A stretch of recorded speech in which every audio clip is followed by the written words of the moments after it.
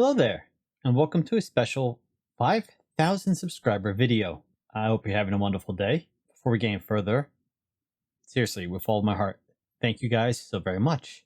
I am kind of blown away. I don't know if I have the words really to try to describe this, you know? I mean, you start a YouTube channel, you want to succeed, you're still blown away when it's growing. So I've always been an introvert. Back in high school, I used to joke with my friends that my friend, he was the social butterfly. I was the social turtle. And so I don't really ever put myself out there.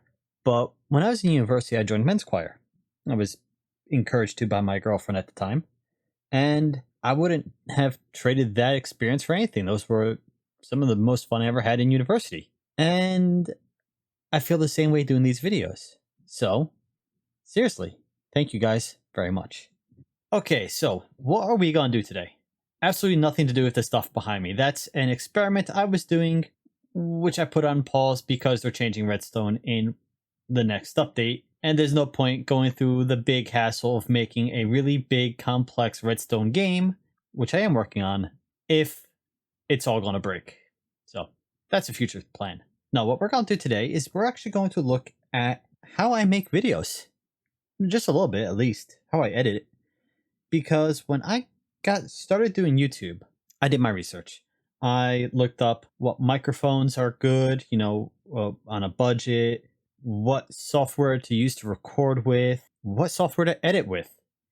And granted, I don't watch every YouTuber out there, but all the YouTubers I watch, specifically, people like Mumbo, Grian, Impulse, no one ever really does videos about how they edit their YouTube videos. So I had to learn the hard way. It would have been nice if I had something to start with, something to base my I'm blanking on words here. I like watching how something is done and then trying to replicate it. If I see how you got a line of code to work, then I can recreate the code and then make changes to the code to get to do what I wanted to do. And there was just no real gaming YouTubers that I watch who ever did that. There are YouTubers who do specific work on the editing software that they use. I use DaVinci Resolve. So I watched quite a few different creators who make videos for DaVinci Resolve, and I will include some of the links in the description in case you want to watch them to learn more, because I certainly learned a lot from them. But it's still kind of a different beast. So, I want to show you some of what I do, what I've learned, how I edit, and hopefully it makes sense. So, we're going to exit the game, and then we're going to actually look at some footage from an earlier episode of Terraformercraft, so I can show you how I edit. Before we do that, though, I do want to show you some OBS, because I, again, had to learn a few things the hard way. First off, this is not how I typically have OBS set up. You don't see the mirrored displays. But I do want to show you here, we have on the left-hand side of my screen, I have 3 different scenes: Minecraft, Vintage Story, and Display. Next line over is Sources, and this is what is actually captured visually. We have Minecraft, we have Browser, and we have Display. I'm using Display right now so you can actually see what I'm doing. I don't normally have Display on this scene, but this way you can see how it works. From my experience, and if you watch early Minecraft videos and I think early Vintage Story videos, you'll see that my mouse was very jittery when I had the inventories open and when I was hovering over items. This is because I was using Display Capture. Display Capture captures whatever's on your monitor. It doesn't like the mouse for whatever reason, or at least not with Minecraft and Vintage Story. Other games, you might not have an issue, but in the games I play, I do. So I make sure I use this. This is the game capture specifically. So it is set up to capture the Java EXE, Minecraft specifically. And it will capture any version. Right now it says 1.20.1. I can play 1.18 on it. I can play 1.21. Doesn't matter. It looks for the Java EXE when it launches, and it'll capture Minecraft. Every version of Minecraft, any version of Minecraft. It'll do the same thing for Vintage Story. It captures the specific Vintage Story exe. And when you do that, you don't have the issue with the mouse glitching and flickering and the screen flickering when you're hovering over items. So make sure you use the game capture and not the display capture. If you want to do your own videos, it will improve the viewing experience. And then, of course, we've got our audio mixture. I have the display audio. That captures everything. If I have YouTube playing in the background, it'll pick up YouTube. If I have Spotify, it'll pick up Spotify. We have this beta version, this beta item, which is specifically capturing Minecraft. So what I could do is if I'm playing Minecraft multiplayer, now I'm talking with someone on Discord, the Discord would come through on the desktop audio, and the game would come through on the capture audio, on the game audio. And they'd be two separate files. So when I'm editing, if I need to increase the volume of the person speaking, I could do that separately from increasing the volume of the game. So that's something worth noting. And of course, we have our microphone at the bottom. Thing to note is I don't change my audio. I have no audio settings being adjusted anywhere until I get to the editor. And I'll show you that later. Depending on your setup, you might have a premixer. And if you have a premixer, you want to do your audio edits there. I don't have a premixer. I do have a mixer. It's not set up because I don't have room on my desk for it. But the main point is you do not want to edit your audio in multiple locations. You want only edit it in one spot. Because my first few videos, I actually had a noise reduction filter in OBS on my microphone. And then I applied noise reduction again in my editor. And it really messed up the audio quality. And it made it too soft and words cut out sometimes. You want to focus all your changes in one location. It makes it easier to troubleshoot, first off. And second off, you're preserving your audio quality throughout the whole process. That's a tip I learned doing audio for theater.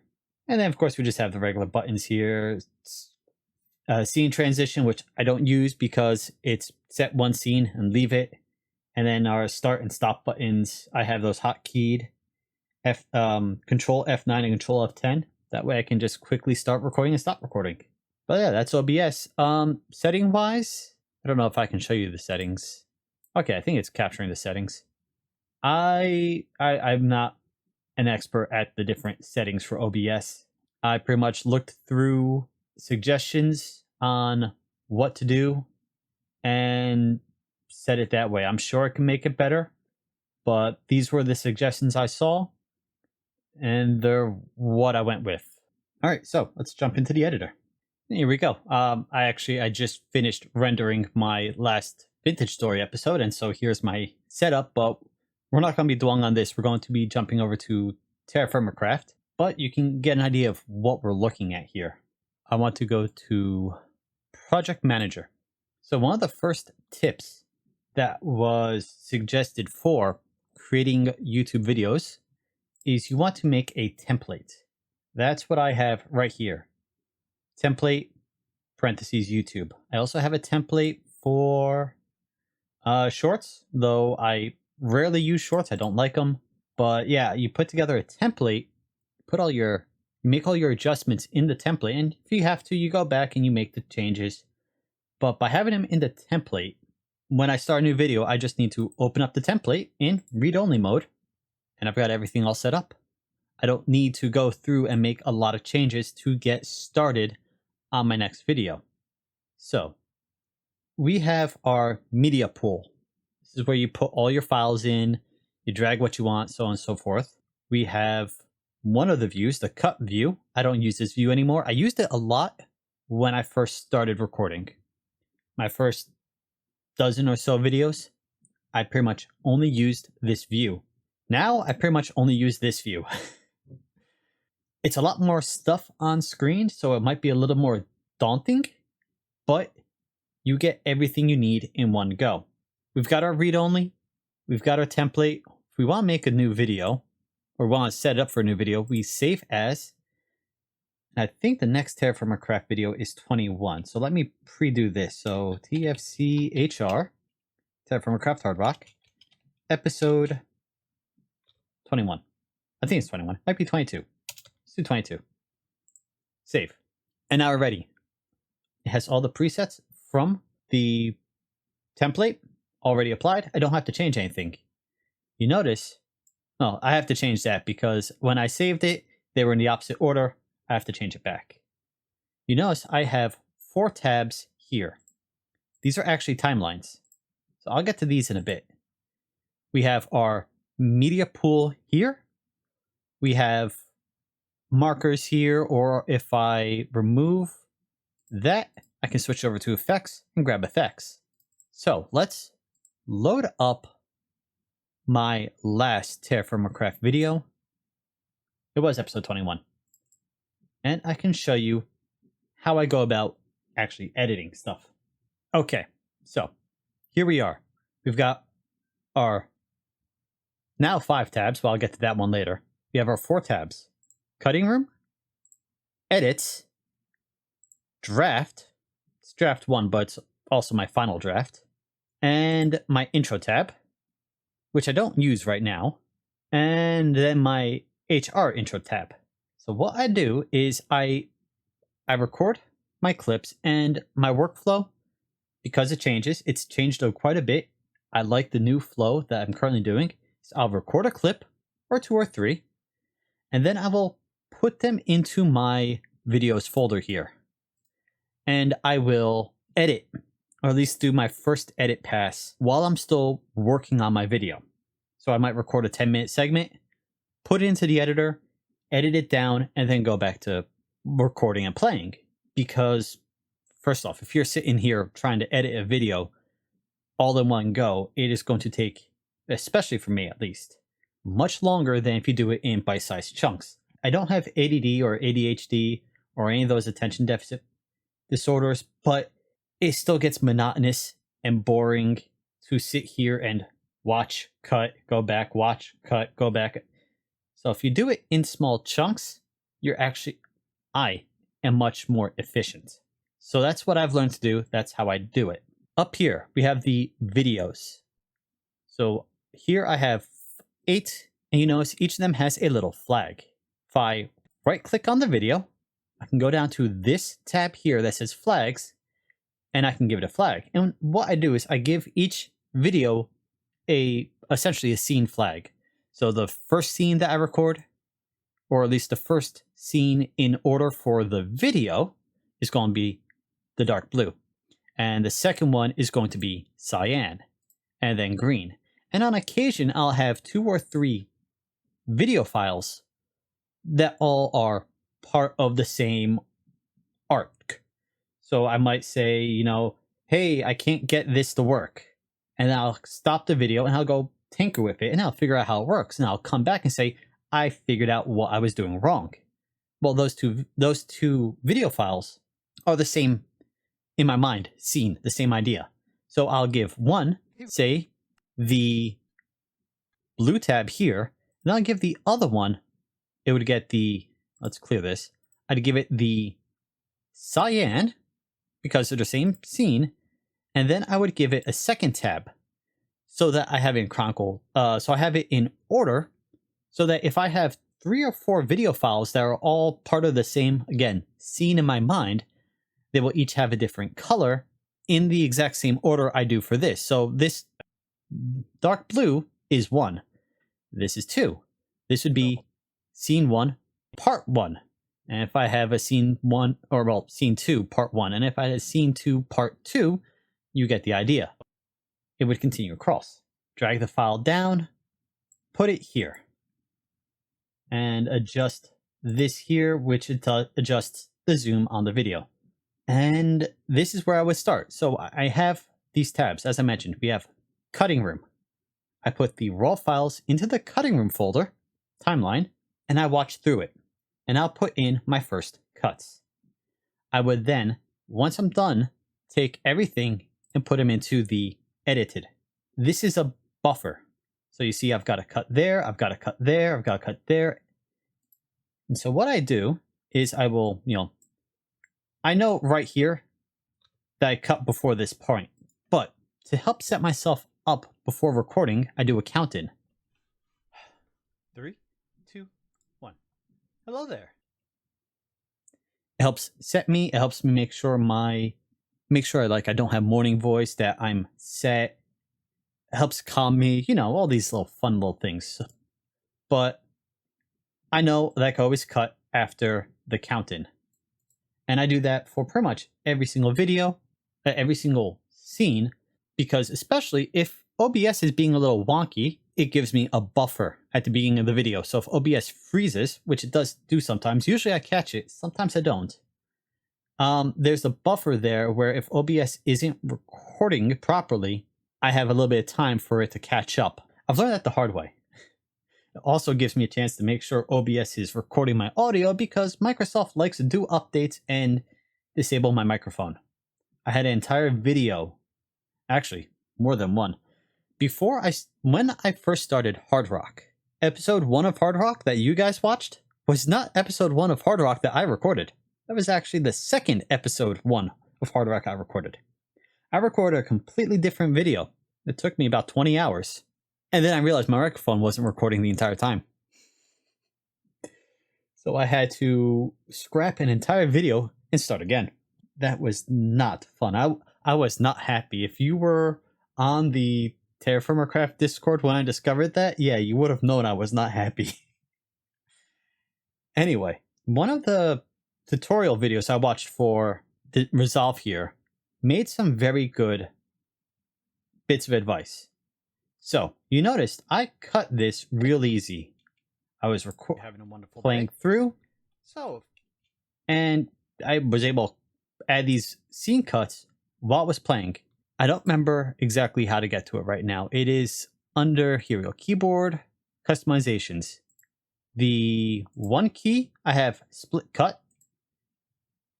2 key, start to playhead. 3 key, end to playhead. And 4 is ripple delete. I have those because when I was getting started, if I wanted to cut right here, I would have to move this red line, which is the playhead, to where I wanted to cut it, and then go and click that, and then click that. And I'd have to do that every time I wanted to add a cut. And that is time consuming. If you do that across an entire video, it's going to add minutes to your editing time. So by putting it on the 1 key, I just need to tap the 1 key and it puts the cut in exactly where I want it to be. The 2 key, which was cut to pinhead or playhead, will cut everything before the playhead, but after the last cut. The 3 key, likewise, cuts everything after the playhead. So you can, if I jump to the end of this, which the hotkey is the end key, I can just press 3 and cut everything after that point. Control Z, of course, brings it back.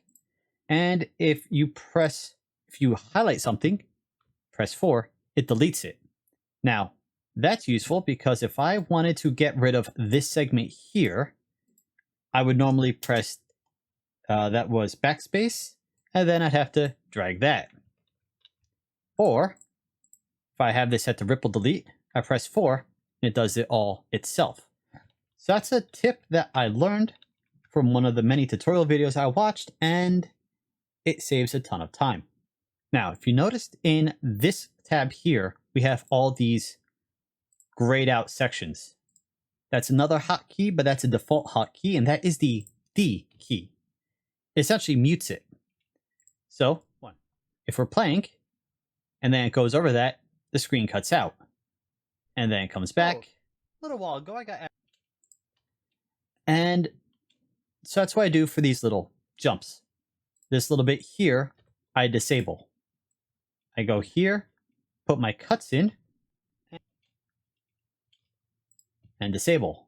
And I wouldn't do anything, I won't do any more to that in this tab, the cutting room. The cutting room is just where I watch through the clip, and I put in my initial cuts, and I disable the bits that I'm going to cut out in the future. But I don't actually get rid of any of them. So I jump all the way up here, I'd put a cut there. I would put a cut there. I would disable it, and I'd keep going. So let's take our portable drill. Let's mine ourselves some rocks. Let's drink some of our whiskey so we can actually mine just a little bit faster. And so I do this. I cut out some of the gaps when I speak because I do have a habit of having spaces when I speak. I don't write down a script or really plan out my videos. I mean, I plan out a general idea. Hey, I'm going to go mine. I want to work on the smeltery. I need to make a lot more iron. But I don't plan out what I'm going to say. I just sort of go with what happens. It makes it more authentic. You get funny situations. But because of that, I don't plan what I'm going to say. So I have to sort of pick my words as I talk. And so I wind up with these gaps here, you know? A bit faster. And, yeah. So, story time.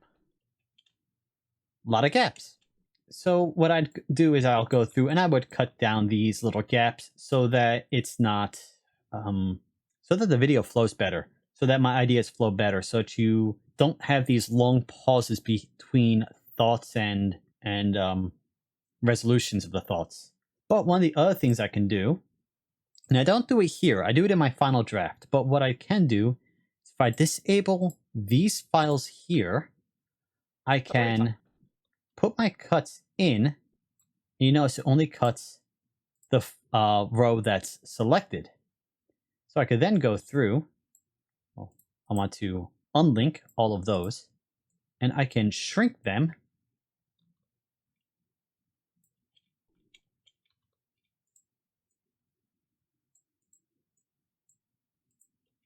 And I'll get rid of that too. Yeah, so story time. Use my... And you just do that, a little bit, across the entire length of the video. By the way, if I did this, I would then put a cut here, and this section would be removed so that next time when you watch it, just a little bit faster, you go from here. Yeah, so story time. Right to there. It speeds up the process a little bit, makes it clearer, and I actually get to the point quicker.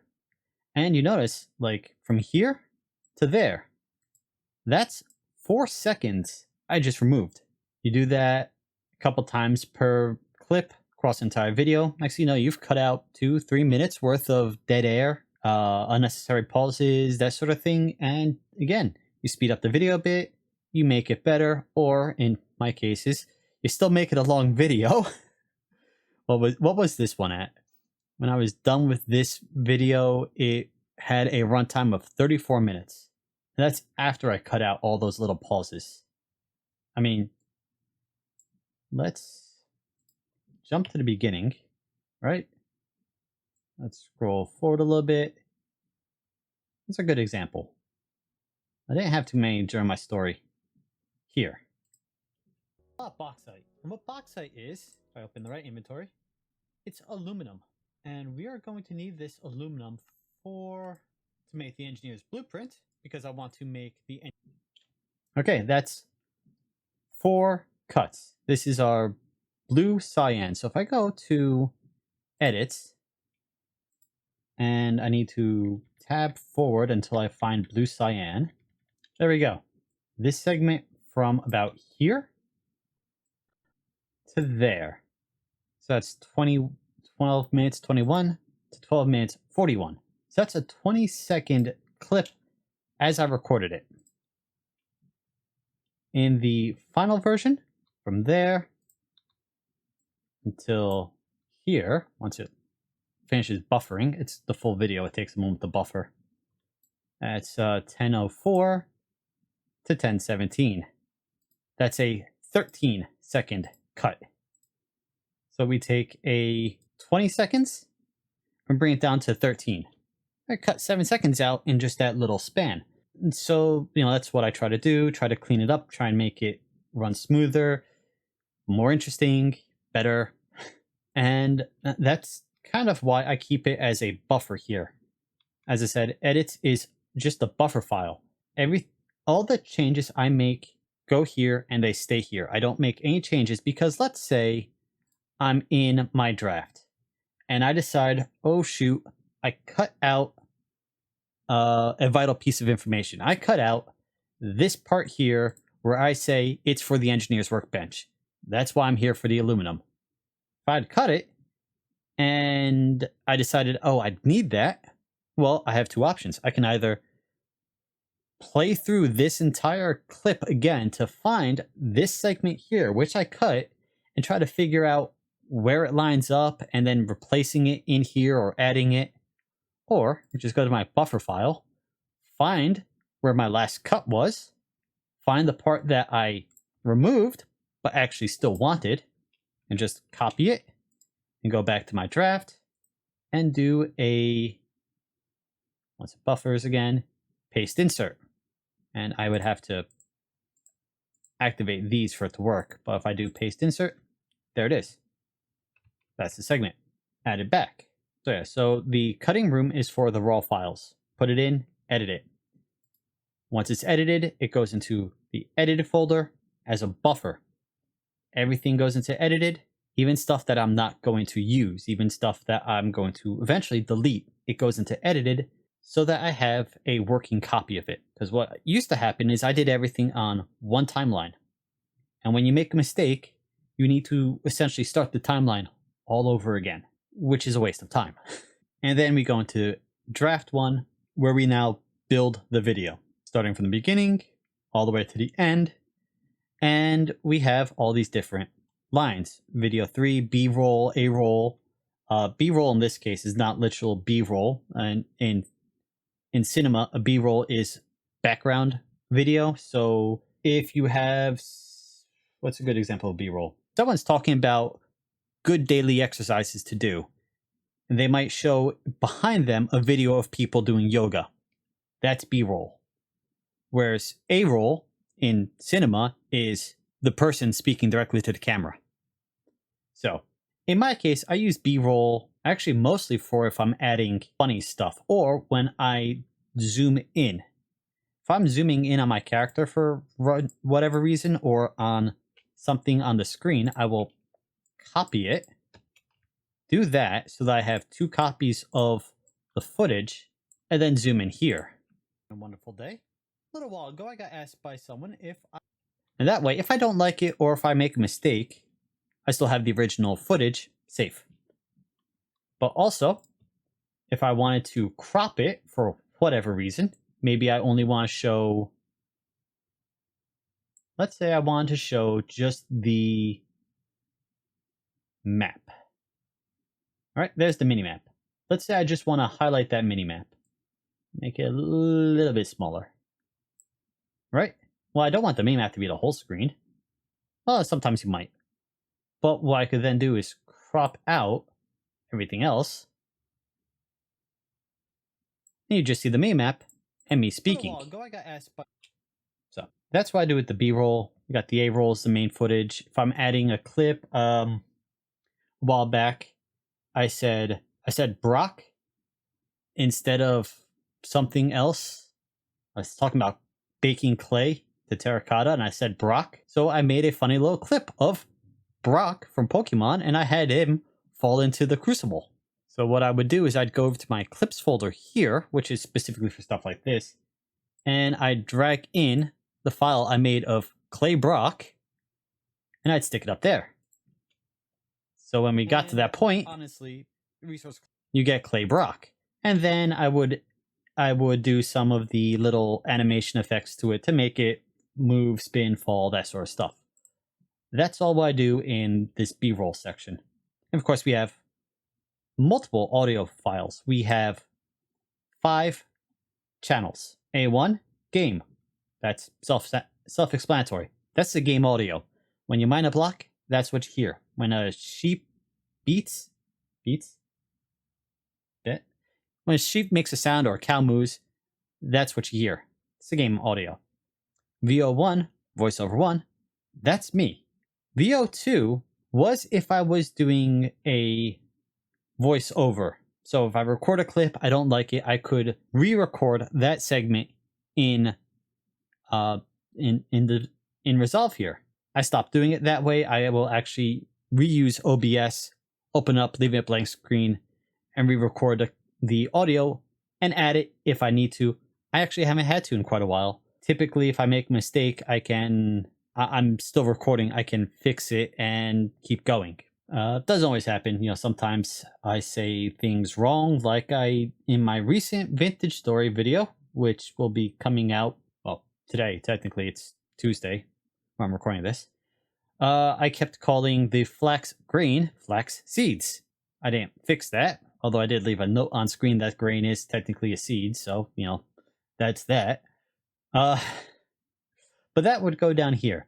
Now it's blank, but it corresponds to the other channel in OBS. If I bring that back here, that corresponds to the game capture.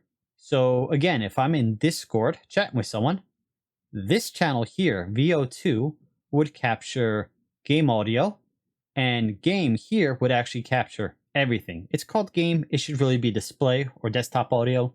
This, if someone's talking on Discord, they'll be coming through in A1, and the game music, sounds, whatever, will be coming through in V2. And then, of course, BGM1 and BGM2, background music 1 and 2. I do the background music this way so I can fade in and out easier. If I jump to two songs that I like using together, Baka Mitai and Suzume, they have this really nice transition between the two of them. I don't know how well you can hear that right now. Let me show you something else I do. I have dynamic changes back here, and I'll show you this in a minute, but it vastly changes the sound of the music.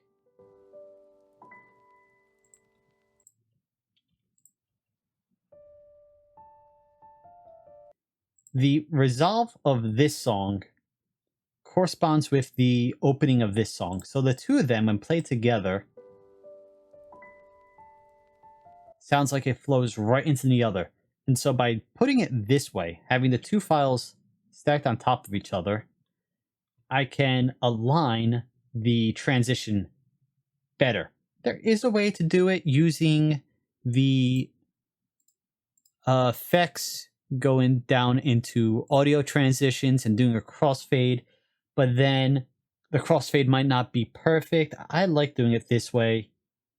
And again, I don't do it perfectly. I do it the way I'd like. This is the best way that I like doing it, and what works well for me. All right, so that's draft one. That's our edits. That's our cuts. If we now jump here, this is the, it's called Farlight. It is the DaVinci Resolve sound editor. This is where I do all the audio edits, but again, because I did almost everything in the template, I have to change almost nothing between videos. So that makes it nice. If we go over here to the right, we have our mixer, and we have each of the audio channels. Channel 1 is left alone. There are no filters added to it. There is no nothing added to it. Audio 2, well, that gets a dialogue filter to it. That gets a vocal filter to it. That gets a noise cancellation filter to it. And so this way, the dialogue filter, it changes, well, you see, the popper, the rubber, the esser, compressor, etc. It will get rid of the noises when you speak, right? I don't know how well that just came across because I've got the effects going. If we go to vocal, this will, if you have any experience with audio production, this is very familiar to you. But when you are recording a voice over microphone, audio, you have, everyone has different timbre, and there are different frequencies that you want to get rid of. And this is why if a microphone is and audio is not balanced well, people can sound like they're talking through a tin can because the wrong frequencies are being either boosted or not removed. Here I am reducing, what is this, 1300 hertz, but I'm boosting around 75 hertz. Yeah, 73, 1350, and I'm boosting slightly and then up at 6800 hertz. And you can see by how much I'm adjusting it. And, I'm not that great at explaining how this works. It's one of those things I've been doing for so long that I just do it. It cleans up the audio. It's the best way I can describe it. So you find the frequencies that you sound the worst in, and then you remove them. So the way you do that, and I do have this saved as vocal 1, so I can mess with it if I want. What you would do is you would say, increase this all the way up, right? And you'd see how it sounds. If it sounds terrible, you would then pull it out.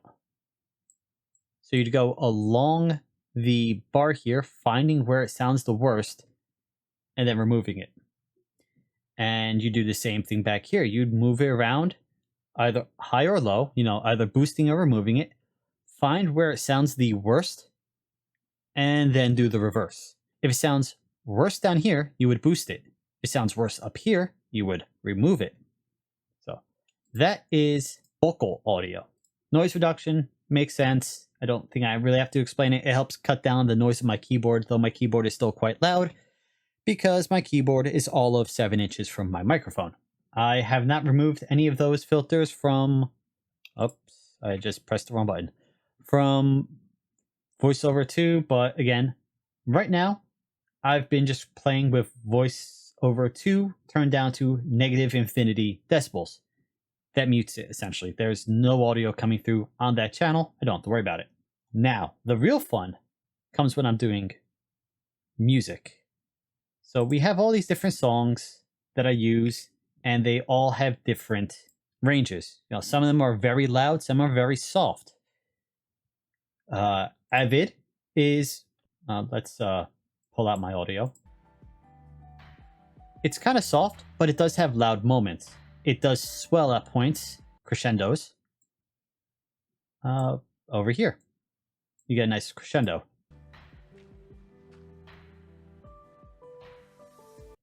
And if you don't have any effects going, it can actually overpower the vocals.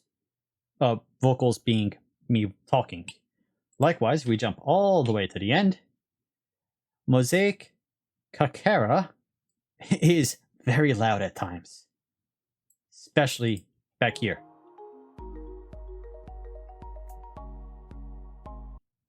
So what I do is I have these dynamics, and what it does is if I'm playing the song,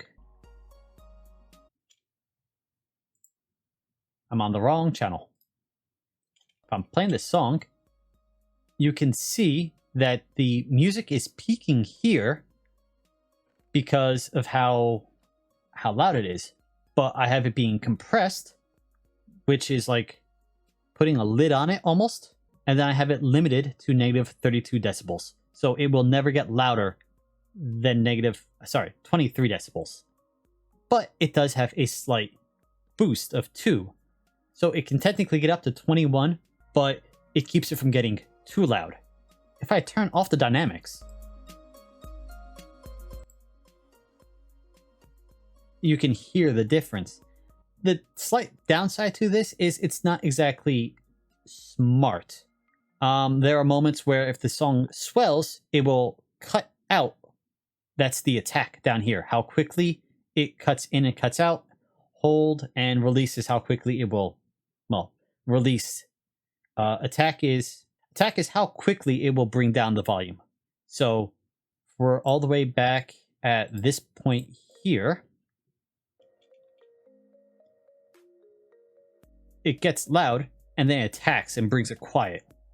When it gets to the soft point here, releases how quickly the volume, the compression lets go, releases, and the volume comes back up.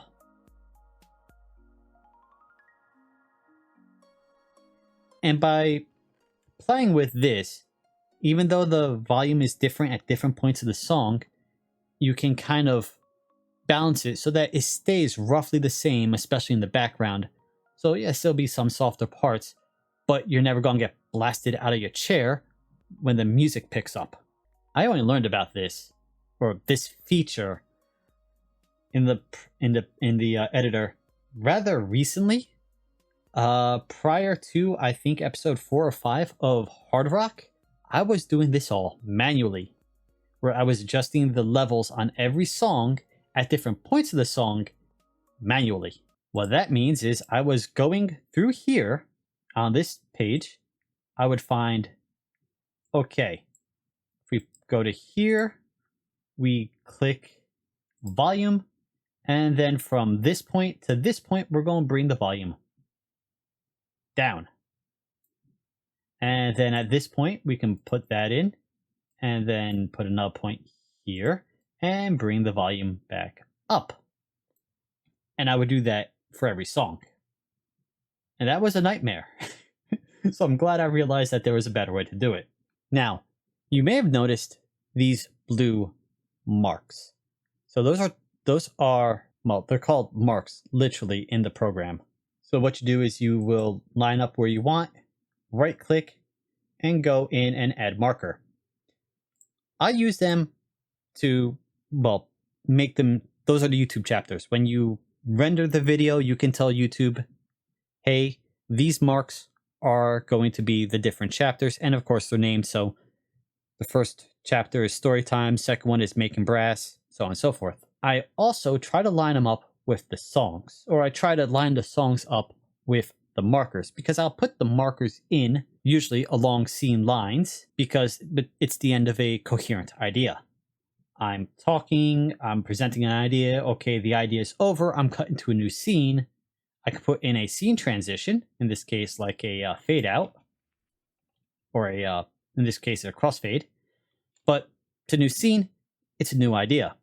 So if I can line up a song to end with that crossfade, if you jump to a new chapter, now if you're watching YouTube and you want to just jump to the chapter, you're not jumping in mid-song, which could throw you off. Likewise, you're not jumping in mid-sentence, which would throw you off. And since I got monetized, it plays a secondary role of, well, if it's the end of an idea and it's a transition to a new scene and it's the end of a song, then I could put a mark in there and have YouTube know, hey, this is a good place to play an ad if you're going to play an ad, and it's not going to interrupt my thought. It's not going to interfere with the viewing. So it plays a double role. Also helps me organize myself. And I try to set it up so that there are, well, here I've got 5, but I only used 2 of these. I think I used this one, and not that one. This one as a ad break in my videos. I try to set it up that way. 2, maybe 3 per video. Set up 8 to 6 minutes apart, depending on how the video is flowing. But yeah, I didn't do that before I got monetized. So any of the videos I made before I was monetized kind of just have ad breaks wherever YouTube decided to put them, which could sometimes be every other minute. And I had to go through and remove a lot of them because of that. But I used the markers to help just set up the chapters, like I said, and put in ads so that it's not intrusive, at least as little as possible. And it doesn't break up the flow, right? That's non-intrusive. I'm sure I could have said something else, explained it better, but yeah, so I've got different folders here: background music, clips, videos. I have all the different timelines. I was mentioning this timeline. So this is a special timeline. It was not in my template. And when I do a new series, I make a new one. To get this, what I did was I created the template or the timeline, and I put the graphic in, Hard Rock, and then I animated it. And then I exported it. So to add it to new video, I have to go to Timelines, Import, and then this option here, which is all the different timeline formats. And then it opens me straight to this folder here, which has all different timelines. So you see Cooking with Arkwolf banner from Vintage Story, Terraform Craft Hard Rock intro, Vintage Story animated intro.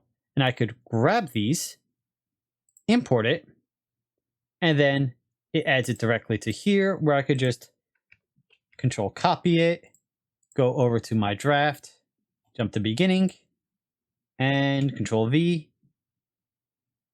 And now we've got our intro animation added to the video. But I think that is... well, it's not everything. There's still a lot. I occasionally use Vision.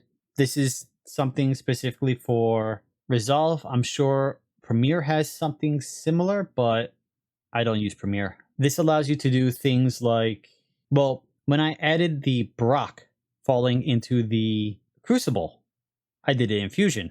I put it in, I set up the animation to have him spin and fall in.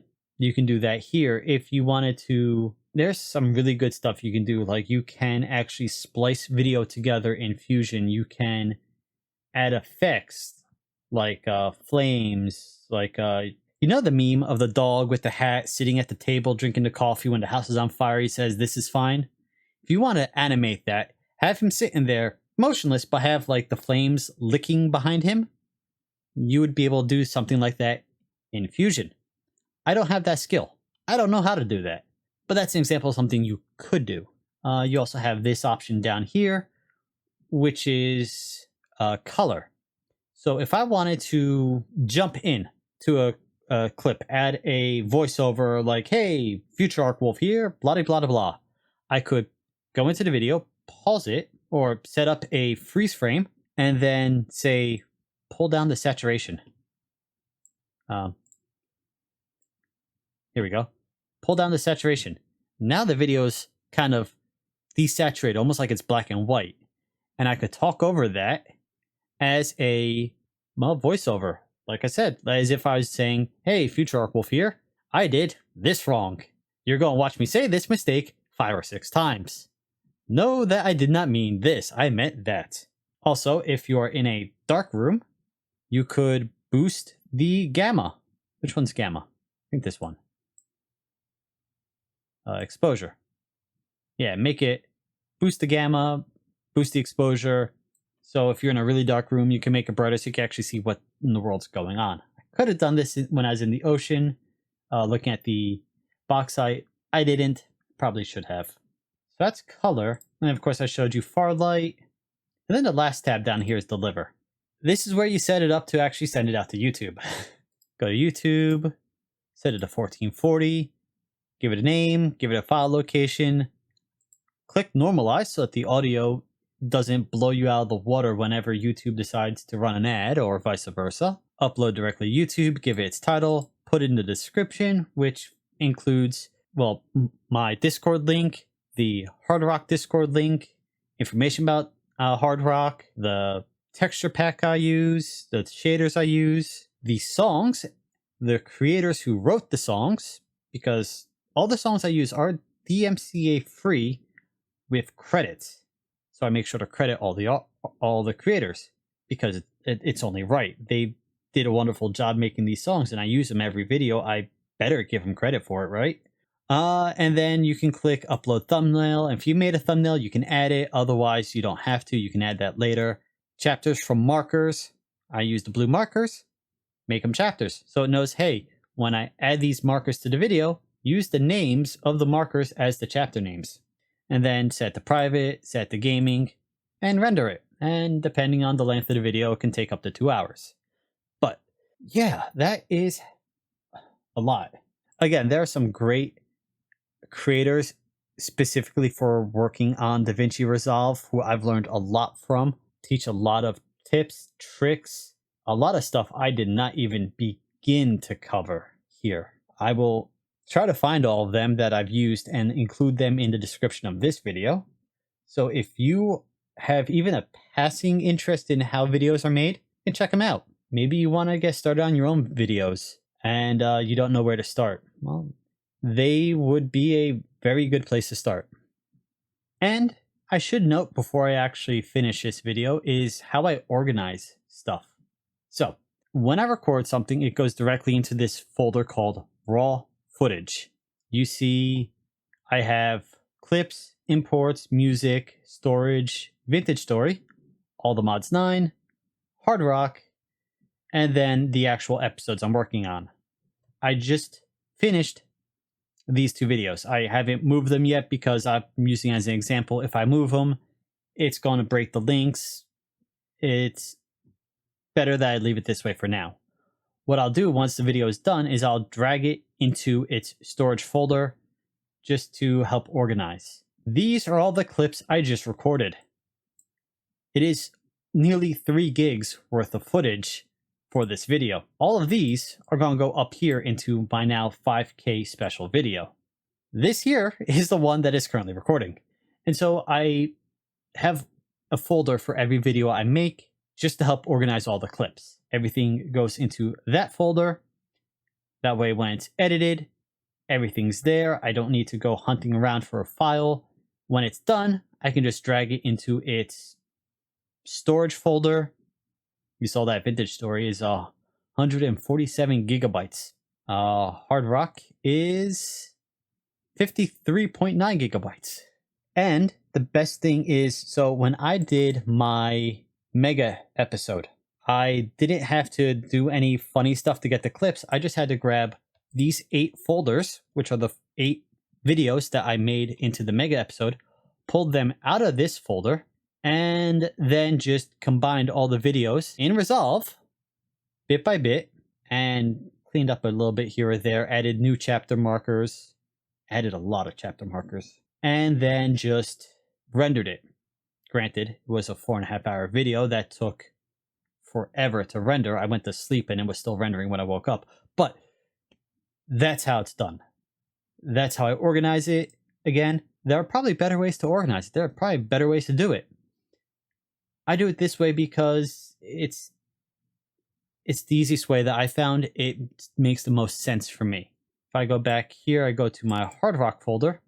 I also save my thumbnails into here, right? And YouTube now has this feature where you have up to 3 different thumbnails per video. And it will test all 3 videos, and whichever one gets the most clicks becomes the one that is the default thumbnail. So I try to create 3 different thumbnails for each video so that it has options. Okay, so here we've got the Steam engine. It's wrong in this video, this clip, because I put it there and it still needs to be over 1. But we got the Steam engine, we've got the Tinker's Workbench, we've got the light bulb. Put them in the folder so that they're organized. I know where to find them. And if I ever need to grab a thumbnail for a future video, like I did with the Megasode, I could come in and find the old thumbnail. Here's the original thumbnail, Everything is there, where I can find it, and relatively organized. And that's that. I think that's that. I think that's all. I think I've been talking enough. And so for better or worse, that's how I edit. Something I failed to mention is how long it takes to edit. Obviously, it depends on the length of the video, how much footage I've recorded, but for a typical video, I'll record between 45 and about an hour and a half worth of footage. I will typically use about 30, I aim for 30-minute videos. Sometimes they're a bit shorter, in the 25 range. I try never to go under 25 unless there is some extenuating circumstance. Even when I wasn't feeling good, I said, hey, this video is going to be short, and ended up being like 34 minutes long.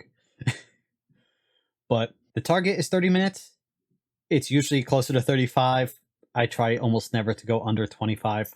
But even then, I'm still cutting out 15 to even 30 minutes of footage that you're not seeing.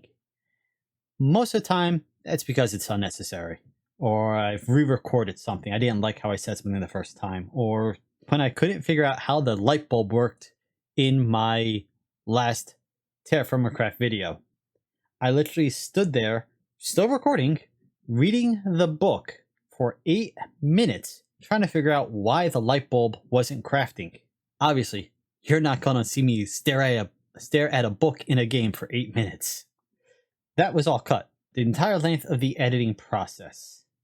If I do it bite by bite, as in I record a segment, I edit the segment, I record a new segment, I add a new segment, that's going to take me whatever the length of the clip is, plus about 50%. So if I record a 10-minute segment, that it's going to take me about 15 minutes to edit down and get it into my final draft timeline. And then I do that for each subsequent clip. I watch through every single clip. I watch through the entirety of the clip to make sure this is the one I want. This is what I need. This is what I don't need. So if I record 2 hours of footage, I'm watching through that entirety 2 hours of footage. When you add in the edits, then we're looking at, I said 50%. So that'd be 3 hours just watching through before I get to my final draft. When I get to my final draft, I then watch it through once more again. And that's where I do the fine tuning. That's where I cut out the little, half a second here, 2 seconds there, where I edit down the audio to make them more condensed, to get rid of the pauses or breaks. As I said, that can save up to 2 minutes in the total length of the video, but I do that as I watch through. So again, if I've spent 3 hours to get to the first draft, I then watch through the whole video again. If the video is 35 minutes long, I watch through the 35 minutes of the video. So now we're at 3.5 hours. I've got all the cuts in. I've got all of my marks in for my chapters. I've got all my transitions in. Now, I watch through the entire video again. So that brings us to 4 hours, adding the music as I go. And I'm jumping back and forth. Okay, hey, does this song fit the action on the screen? I'm doing something calm. I want a calming song. Am I working the anvil? Hey, that song from season 3 of Demon Slayer, where they're in the Sword Village arc, the opening song. Hey, that works great because in the anime, they're banging on the anvil. They're forging swords. Let's throw that in while I'm working on the anvil because it fits with it. That sort of idea. But then I have to listen to the song, make sure it fits the video, make sure it fits the segment. As I said, I try to keep the songs to fit within the time frame of the clips or the chapters. So if I have 2 songs that in total are 7 minutes and 20 seconds and the cut is only 7 minutes, then I can't use the 2 songs that are 7 minutes and 20 seconds long. I need to find 2 songs that add up to or 3 songs that add up to about 7 minutes. And I have to work those in. So by the time that's done, we could easily be looking at 5 hours of editing, close to 6 sometimes. It depends. Depends on how distracted I get too. As I said, sitting here editing a video in one go, it's very draining. If you edit it bit by bit, it really helps with the process, but it still is a long process. So, to give you an idea, I used to do 3 videos a week when I got started. If you go back and watch my I think I did 3 videos a week for the first 3 months of YouTube, maybe even first 4 months. And granted, back then I was bad at editing, so if it takes me 5 hours to edit a full-length video right now, back then it took me 10 hours.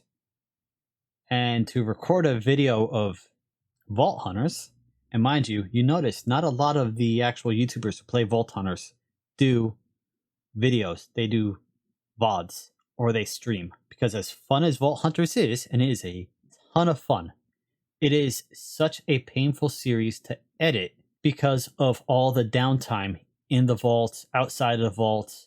You might have a vault run where absolutely nothing interesting happens. That's 30 minutes of footage you still have to edit. And then you have other vault runs where you get into the vault and then it's just chaos for the next 5 minutes until you die and you're kicked out of the vault. So, editing Vault Hunters is not an easy feat. And I was doing 3 videos a week. The editing process was taking about 10 hours and the recording process was taking about 15 to 20 hours. So I was putting in about 90 hours during the first 4 months a week. It was not a pleasant experience. Do not overstress yourself. Now, Now it takes me between 10 to 15 hours to get footage, and then an additional 5 hours of editing. Give or take a few hours depending on what's going on. If I have everything already planned out and prepped, say before I start recording my next Terraformcraft video, which will be when I wake up in a couple hours. Say I sit down, say before I start recording it, say last week, after recording, I went and I mined 1,000 ingots of iron. Granted, that's just preloading the work I need to do instead of front loading, which is what I would be doing, mining the iron now. But if I already had the 1,000 ingots of iron ready, and I wanted to make a steel contraption, then all I would need to do is make the steel and jump right in. Well, processing that steel, okay, that still might take an hour, but I might be able to start recording, show you what I'm doing, and then jump to actually making it in the span of 3 hours. And depending on how long it takes to make the item or how complex it is, I might be done the video in 5 hours. But I put 10 hours of mining and refining that iron in beforehand. The point being, depending on how you structure yourself, the recording could be very quick, just a few hours of recording, or it could take you hours. I do not do large builds. I do not do mega builds. I want to. I have 2 plans for 2 mega builds I want to do in the future, but they do not fit the theme of Terraformcraft. So I would have to wait for a series that's not Terraformcraft to do them. When I do those are going to require a lot of resource grinding. So it would probably take me, if you watch the Hermitcraft series, you know that some of the major builds the guys do on, and gals do on there, can take them 20 hours just to gather the resources just to start recording an episode. I'm nowhere close to that point right now. But yeah, to make a video for myself, it takes 15 to 20 hours, including editing. Do that twice a week, it's 40 hours. It's a full-time job. Anyway, there's a peek behind the curtain. You now know what the Wizard of Oz is up to every week. So, once again, I want to just say, with all of my heart, thank you for helping me reach this far. I can't imagine not doing this at this point. Yeah, thank you. And now I have to edit this and start recording Terraformcraft. So, thank you for joining me today. I hope you've learned something. I hope you have a wonderful day, and I'll see you next time. Later.